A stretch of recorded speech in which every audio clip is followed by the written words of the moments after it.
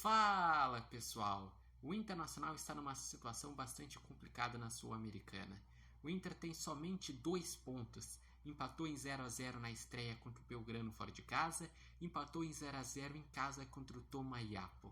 Como ontem o Belgrano ganhou de 2-0 fora de casa do Tomayapo, o Belgrano assumiu a liderança, tem 5 pontos, 3 gols feitos e 1 tomado. Ou seja, o Inter precisa ganhar do Delfim fora de casa para ficar com pontuação de líder e precisa ganhar de 3 gols de diferença para ser o líder, ou ganhar de 2 gols de diferença fazendo 4 gols ou mais, como por exemplo fazendo 4-2, que daí o Inter ia ter 4 gols e o Belgrano ia ter 3, e pelo número de gols feitos o Inter estaria na frente do Belgrano. E o Inter, ele entre os brasileiros é o que tem a pior pontuação na Sul-Americana até o momento. O Inter e o Cruzeiro são os únicos times que não estariam nem na zona de play-off da Sul-Americana.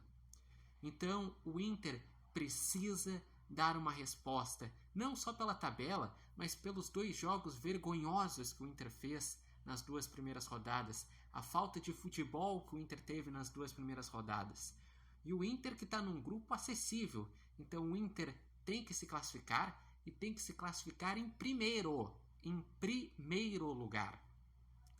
E o Inter, se ele empata hoje, por exemplo, o Inter ficaria a 2 pontos do primeiro e do segundo.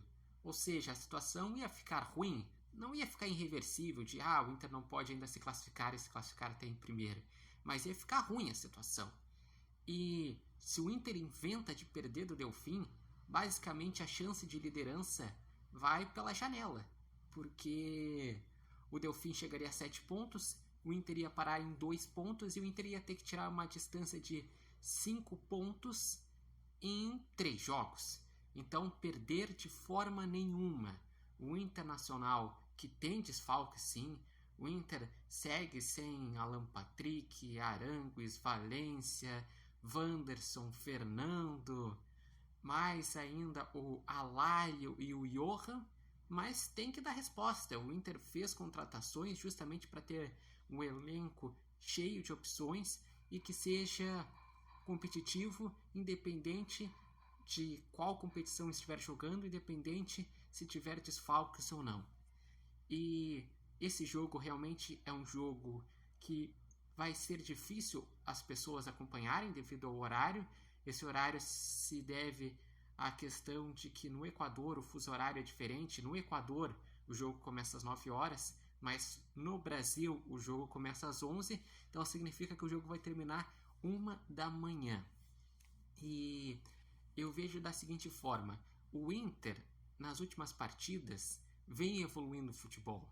Então dá para ter uma expectativa melhor para este jogo. O Inter, já no segundo tempo contra o Tomayapo, já teve uma crescente de produção.